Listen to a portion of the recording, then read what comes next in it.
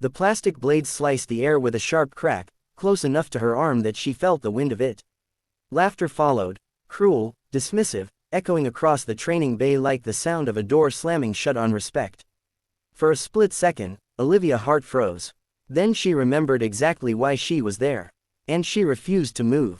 The 3 trainees, Reynolds, Pike, and Mason, stood around her in a loose triangle, each wearing the inflated confidence of men who believed they had already earned the right to judge someone else. They were bigger, they were stronger, and they were certain the petite woman standing between them didn't belong. Mason flicked the training knife again, the dull edge grazing the fabric of her sleeve. Relax, Hart, if you're gonna be here, you need to learn how to take a scare. Reynolds grinned. Or go crying back to admin before the drills even start. Olivia said nothing, not because she was scared, but because every instinct told her that the person who was going to put an end to this had already started walking toward them. And she was right. Chief Petty Officer Derek Hale, the SEAL instructor known for his unwavering calm and merciless standards, stopped 10 feet away.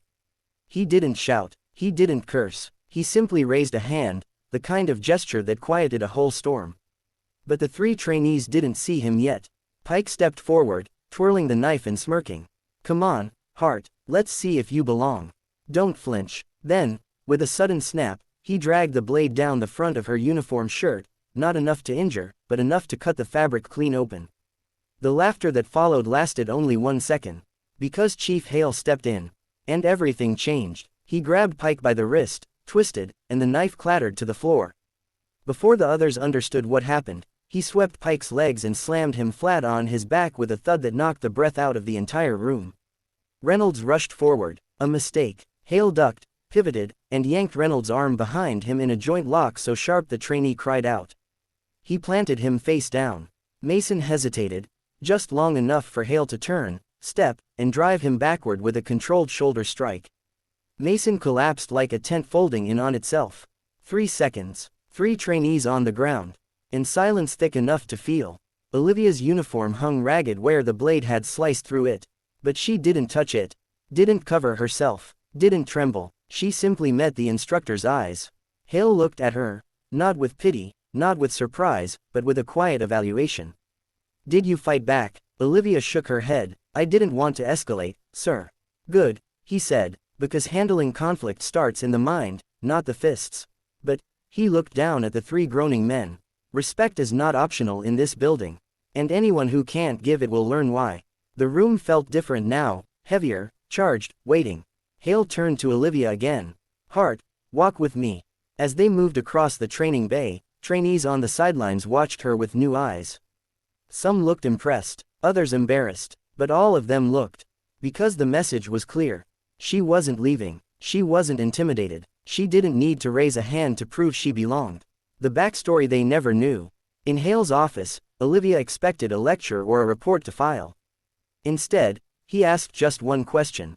Why didn't you react? Most people would have pushed back. She hesitated, deciding whether to reveal something she rarely spoke about. My father was military, she said. He always told me, control isn't what you do when you're angry. It's what you don't do. He died before I could tell him I wanted to join. I don't pick fights, sir. And I won't give anyone an excuse to say I don't belong. Hale leaned back, studying her with a seriousness that held weight.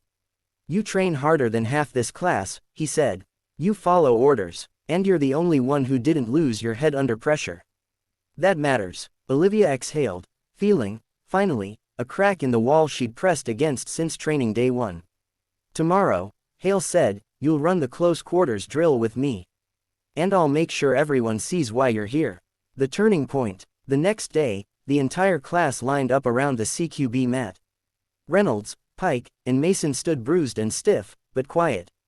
Olivia stepped onto the mat in a fresh uniform.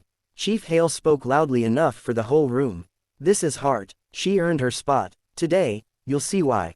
What followed wasn't a performance. It was precision. Olivia's movements were quick, controlled, and razor sharp. She wasn't the strongest, but she was fast, thoughtful, calculated. When Hale pushed, she countered. When he feinted, she read it. By the end, she was sweating and breathless, but standing firm. And the room applauded, even Pike. Later, Reynolds approached her. His voice was quiet, stripped of arrogance. Hart, Yesterday was out of line. We were out of line. Won't happen again. Olivia nodded, not forgiving instantly, but acknowledging the change. Because respect wasn't owed, it was earned. The lesson that stayed with them all. Graduation day came months later.